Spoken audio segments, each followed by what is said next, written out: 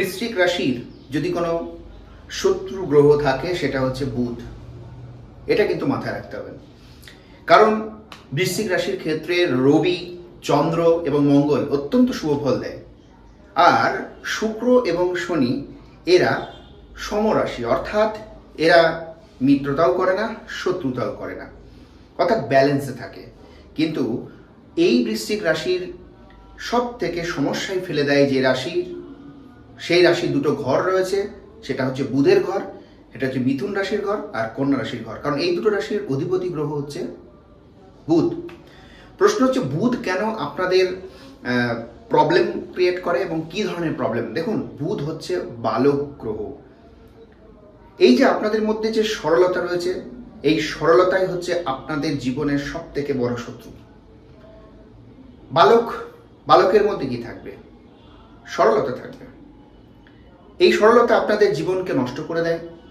আর বুধ কাকে ইন্ডিকেট করে? বুধ কমিউনিকেশনের দিক থেকে ফ্রেন্ডশিপ, বন্ধুত্ব। এই বন্ধুত্ব জায়গাটাকে আমরা বলি অনেক সময় ক্ষেত্রবিশেষ বলা হয় বন্ধু মানে তো মিত্র ঠিকই, কিন্তু বন্ধু মানে শত্রু। তো এই বৃশ্চিক রাশির জাতক জাতিকাদের বন্ধু মানে কিন্তু শত্রু, এটা মাথায় রাখতে হবে। বিশেষ করে এই পার্টনারগত বিষয়। হ্যাঁ, পার্টনার আপনাদের জন্য অত্যন্ত শুভ ফল দেবে। পার্টনার যখন হয়ে যাবে নো প্রবলেম, আমি সেটা বলছি না, কিন্তু বন্ধু থেকে শত্রুটা, পার্টনার থেকে নয়। আপনারা আবার ভুল বুঝবেন না। কিন্তু পার্টনার হবার আগে তো বন্ধুত্ব থাকে, সেই জায়গা থেকে শত্রুতা তৈরি হয়ে যায়। এর জন্য আমি বলবো যে রিলেশনশিপ যখন আপনারা করবেন, দয়া করে আপনারা খারাপভাবে নেবেন না। কোনো রকম খুব গভীর রিলেশনের মধ্যে গিয়ে শারীরিক সম্বন্ধে যাওয়া, এই বিষয়টা থেকে একটু ইগনোর করবেন। কারণ আমি বলে দিয়েছি যে বৃশ্চিকের একটা বিশাল বড় সমস্যা হচ্ছে এই রাশির একটা সিম্বল রয়েছে। দেখবেন আমি ভিডিও দিয়ে দিয়েছি বৈজ্ঞানিক একটা পরীক্ষা নিরীক্ষা থেকে কিভাবে বৃশ্চিক রাশি সমস্যায় পড়ে এবং কেন এত প্রবলেম। হ্যাঁ, এই যে বৃশ্চিক ক্যাকড়া বিচের লাইফটা যদি দেখা হয়, তাহলে দেখবেন যে এরা প্রথমে একটি পুরুষ এবং একটি মহিলা কাঁকড়া বিচে যখন সঙ্গম করে, যখন মিলন করে, রতিক্রিয়ার পর তাদের মধ্যে শত্রুতা সম্পর্ক হয়ে যায়। দরকার পড়লে আপনারা এই বিষয়টা নিয়ে একটু গভীরে গিয়ে স্টাডি করুন, দেখবেন সেম কথা। তার জন্য বৃশ্চিক রাশির এই জায়গাটা কিন্তু সাবধান, কিংবা পুরুষ কিংবা মহিলা, এই বিষয়টা কিন্তু মাথায় রাখবেন। ঠিক আছে, এবার বলি যে আপনাদের অন্যান্য প্ল্যানেটগতভাবে কিন্তু যথেষ্ট শুভ ফল পায়। ক্ষেত্র বিশেষ কিছু কিছু জায়গা যখন প্ল্যানেটগত আপনার জন্মছকে সমস্যা থাকে, যদি কোনো শুভ বা অশুভ ফল প্রদান করে, সেটা আলাদা প্রশ্ন, সেটা আপনার ব্যক্তিগত জন্মছক। কিন্তু ওভারঅল যদি দেখা হয়, তাহলে বৃশ্চিক রাশির সব থেকে বেশি প্রবলেম আনে এই বুধ। আর কি আনে? বুধ হচ্ছে আপনার কথা। দুম করে বেফাস কোনো কথার দ্বারা আপনি শত্রুতা তৈরি করে ফেলবেন। মানে আপনি মানুষটা ভীষণ ভালো, কিন্তু আপনি এমন কোনো কিছু কথা বলে ফেলছেন, মানে এই যে সরলতা থেকে কি হয়, যারা সরল হয় তারা না দুম করে অন্যায় সহ্য করতে পারে না, দুম করে কিছু বেফাস কথা বলে ফেলে। বুধ হচ্ছে আমাদের বাক্য, গলাকে ইন্ডিকেট করে। তো কিছু কথা থেকে আপনি সমস্যায় পড়তে পারেন, মাথায় যেন থাকে এগুলো। তাহলে দেখবেন আপনি জীবনে অনেক কিছু পাচ্ছেন। আর কি, বুধ হচ্ছে ভাই বোনদের সঙ্গে সম্পর্ক অনেকটা খারাপ করে দেয় বা শত্রুতা সম্পর্ক এনে দেয়। তবে মঙ্গলের যে জাতিকা এই বৃশ্চিক রাশি, এদের লাইফে কিন্তু মা প্রধান, মা কেন্দ্রিক জীবন। যদিও মায়ের এখন সমস্যা চলছে, কারণ আপনাদের চতুর্থভাবে শনি বসে আছে। আসবো এই ডিটেলস ভিডিওতে। নমস্কার, আমি একটাই অনুরোধ করছি যে আজকে বৃশ্চিক রাশি জাতক জাতিকাদের সেপ্টেম্বর মাসের রাশিফল নিয়ে আলোচনা করার আগে একটা কথা বলে রাখি যে অনেকে ভিডিও দেখেন, কিন্তু আপনারা কেন জানি না লাইক, কমেন্ট এবং সাবস্ক্রাইব করা থেকে বিরত থাকেন। কারণ বারবার করে আমি রিপোর্টে দেখতে পাই 56%, 60% মানুষ দেখছে, কিন্তু আশ্চর্য হয়ে যায় যারা এখনও প্রতিদিন নিয়মিত ভিডিও দেখেন কিন্তু চ্যানেলটির সঙ্গে যুক্ত হয়ে উঠতে পারেননি। দয়া করে অনুরোধ, চ্যানেলটিকে বড় হতে দিন। আমি আপনাদেরকে সম্পূর্ণভাবে যতটা পারবো ফ্রিভাবে গাইড করার চেষ্টা করব। তাই সবার কাছে অনুরোধ, লাইক, কমেন্ট এবং অবশ্যই চ্যানেলটির সঙ্গে যুক্ত হয়ে পড়ুন। কেমন? চলুন। শুক্র 12 হাউস রয়েছে এই মুহূর্তে, মানে সেপ্টেম্বর মাসের 18 সেপ্টেম্বর থেকে আপনারা এই ভাবটা শুভ ফল পাবেন। এই মুহূর্তে প্রত্যেকটা রাশি ঘর অনুযায়ী আলোচনা করছি। শুক্র কি করছে 12 হাউসে, মানে হচ্ছে দূরের মানুষকে কাছে আনবে। দূরের মানুষকে কাছে আনা মানে কি? এখানে একটা বিষয়টা বুঝবেন, মানসিকভাবে কোনো আপনার বন্ধু হোক, আপনজন হোক, সে হয়তো অনেক দূরে রয়েছে, মানসিকভাবে সে আপনাকে 18 সেপ্টেম্বরের পর থেকে দেখবেন তার সঙ্গে একটা সম্পর্ক ভালো হবে। সেটা আপনার আশেপাশেই কেউ হয়তো আছে, সেটা আপনার পার্টনার হতে পারে, আপনার প্রেম ভালোবাসা মানুষ হতে পারে, আপনার কোনো আপনজন হতে পারে, বা আপনি যাকে লাইক করেন আপনার আশেপাশে আছেন কিন্তু মানসিকভাবে দূরে রয়েছে, সেই সম্পর্কটা সুন্দরভাবে আপনাদেরকে কাছে এনে দেবে। এটা অত্যন্ত শুভকর। 12 হাউস কি করতে পারে? আর 12 হাউস থেকে সে শুক্র সমসপ্তমে দৃষ্টি দিচ্ছে। তাহলে এই জায়গাটায় মাথায় রাখুন, এখন যদিও একাদশে রয়েছে, এই 18 সেপ্টেম্বর পর্যন্ত থাকবে একাদশে, তারপরে 12 হাউসে যাবে আপনাদের রাশি সাপেক্ষে। সে 12 হাউসে গিয়ে সমসপ্তমে দৃষ্টি দেবে। এবং 12 হাউস কেন বলছি, তখন এই রাশির ঘরটা, এই যে তুলা রাশির ঘর, শুক্র এইখানটায় না আপনাকে স্ট্রংলি একটা ফল দেবে, কারণ তার নিজস্ব স্বক্ষেত্র রাশি। তুলা রাশির ঘরে শুক্র হচ্ছে তার স্বক্ষেত্র, ভালো ফল দেবে। সে কি করবে? সমসপ্তমে দৃষ্টি দেবে, এবং সমসপ্তম মানে আপনাদের 6ষ্ঠ নম্বর হাউস, যেখানে শত্রু থেকে আপনাকে একটা রিলিফ দেবে। ক্লিয়ার? এবং যেহেতু এটা মঙ্গলের ঘর, অর্থাৎ মেষ রাশির ঘরে দৃষ্টি দিচ্ছে, মঙ্গলের ঘর, তেমন একটা প্রপার্টিগত যে সমস্যা রয়েছে আপনার, সেই সমস্যা থেকে আপনি বেরিয়ে আসতে পারবেন। কারণ একই সঙ্গে বৃহস্পতি সে মৃগশিরা নক্ষত্রে প্রবেশ করেছে, এবং মঙ্গল মিথুন রাশিতে আপাতত রয়েছে। এবার মিথুন রাশিতে মঙ্গল থাকা এটা আপনাদের জন্য কিন্তু অত্যন্ত শুভ ফল দেবে। ক্লিয়ার?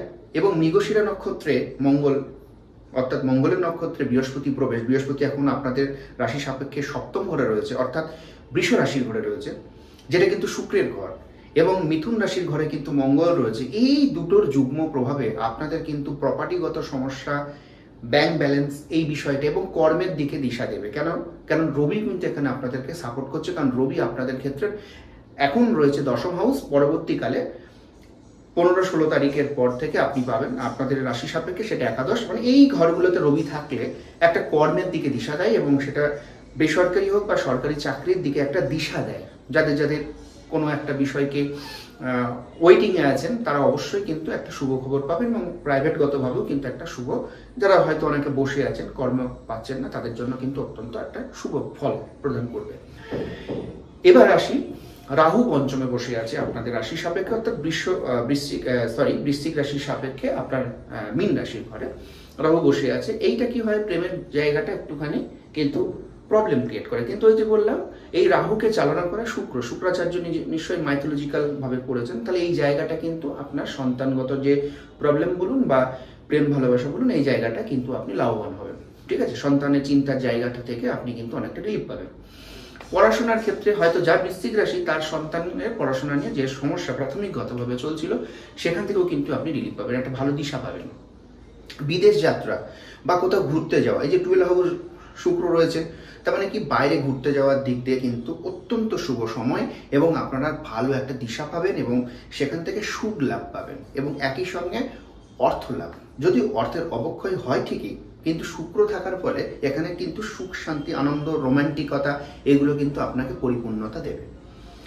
একই সঙ্গে 12 হাউস কানেক্ট শুধু নয় বলে এটা ভাববেন না যে আমি 12 হাউস কেন্দ্রিক বলছি, প্রত্যেকটা প্ল্যানেট কেন্দ্রিকই বলছি। ধরো বিজনেস করছেন, 7ম হাউস বিজনেস, মানে 7ম হাউসে বৃহস্পতি বসে রয়েছে, এবং সে মৃগশিরা, এবং সে 8ম নম্বর কানেক্ট করছে। ভালো করে বুঝবেন, মানে মিথুন রাশির ঘরে মঙ্গল বসে আছে। মিথুন রাশির ঘরে মঙ্গল বসে থাকলে কি মামলা মোকদ্দমাতে কিন্তু সাফল্য নিয়ে আসে, স্ট্রংলি শত্রুর থেকে আপনি এগিয়ে থাকবেন, এবং কি হবে, বাণিজ্যিকভাবে আপনাকে একটা ভালো দিশা দেবে বৃহস্পতি, কারণ সে মৃগশিরা নক্ষত্র মানে মঙ্গলের নক্ষত্র। তার মানে কি, আপনাকে কিন্তু বাণিজ্যিকভাবে একটা সাফল্য, অর্থ প্রাচুর্য আনবে, অর্থাৎ পুজোর সময় আপনার জন্য অত্যন্ত শুভ ইন্ডিকেট করছে যে শুভ। ক্লিয়ার? এখানে মাথায় রাখতে হবে। কেতুর দিকে একটু সমস্যা রয়েছে, কারণ কেতু কিন্তু এখানে বসে রয়েছে আপনাদের সাকসেসের ঘরে, কন্যা রাশির ঘরে, একাদশ হাউস আপনাদের সপক্ষে। এই একাদশ পর্বে কেতু মানে এখানে ড্যামেজ করছে, এটা স্বাভাবিক। কিন্তু বৃহস্পতি আবার তার যে 5ম দৃষ্টির দ্বারা অর্থাৎ বৃহস্পতির আবার 3টে দৃষ্টি রয়েছে। কি কি দৃষ্টি? একটা হচ্ছে পঞ্চম, একটা সপ্তম, একটা হচ্ছে নবম। পঞ্চম দৃষ্টির দ্বারা আপনাদের কিন্তু একাদশ নম্বরের দৃষ্টি দিচ্ছে, অর্থাৎ কেতুর সঙ্গে যুক্ত হয়ে এই জায়গাটা কি হয়, রোগ নিরাময় করবে। যদিও মায়ের দিক থেকে ভুগবেন, মায়ের একটা প্রবলেম ক্রিয়েট চতুর্থভাবে শনি থাকার জন্য, কিন্তু আপনি যে রোগ ভোগ থেকে কিন্তু আপনি বেরিয়ে আসতে পারবেন। এবং আপনার ক্ষেত্রে যেটা হচ্ছে লগ্নে বৃহস্পতি কিন্তু দৃষ্টি দিচ্ছে সপ্তম দৃষ্টির দ্বারা বৃষ রাশির ঘর থেকে। আরও কি করছে, কমিউনিকেশনটা বাড়াবে। ঠিক আছে, কমিউনিকেশন, ব্যবসায়িক সমৃদ্ধিশালী করা, কমিউনিকেশন মানে মকর রাশির ঘরে কিন্তু বৃহস্পতি বৃষ রাশির ঘর থেকে সে নবম দৃষ্টির দ্বারা এখানে দৃষ্টি প্রদান করতে কমিউনিকেশন বাড়াচ্ছে, বিজনেস শ্রীবৃদ্ধি। বোঝা গেল? তাহলে এই বিষয়গুলোকে মাথায় রাখা জরুরি যে আপনাদের জন্য সত্যি এই সময়টা, পুজোর আগের সময়টা রোম্যান্সে ভরবে। প্রেম ভালোবাসা বলুন, সার্বিক শ্রীবৃদ্ধি কিন্তু দেখা যাচ্ছে, সময়টায় কাজে লাগান। তবে বুধ যদি আপনার রাশি মানে ক্ষেত্রে মানে আপনার জন্মছকে যদি খারাপ থাকে এবং বা অন্যান্য প্ল্যানেট যদি খারাপ থাকে, সেই প্ল্যানেটগত শুভফল কিন্তু পাওয়া যায় না, এটা মাথায় রাখবেন। তার জন্য বলবো বুধ এবং কেতু যেহেতু ওভারঅল ট্রানজিটে একটা প্রবলেম ক্রিয়েট করছে, ব্যক্তির লগ্ন চাটে কি করছে সেটা আলাদা প্রশ্ন, কিন্তু ওভারঅল যে প্রেডিকশন সেখানে দেখছি যে বুধ এবং কেতুগত প্রবলেম থাকছে এবং শনি চতুর্থ হাউসে বসে থাকার জন্য মায়ের জায়গা। তাহলে আমি যে রেমেডিটা বলছি সেটা হচ্ছে বুধের জন্য এবং কেতুর জন্য আপনারা গণেশ মন্ত্র চান্টিং করতে পারেন।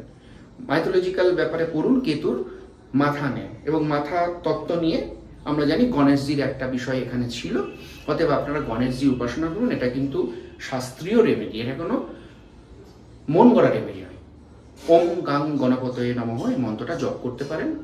কেতু এবং বুধের জন্য দারুণ একটা রেমেডি হয়ে যাচ্ছে।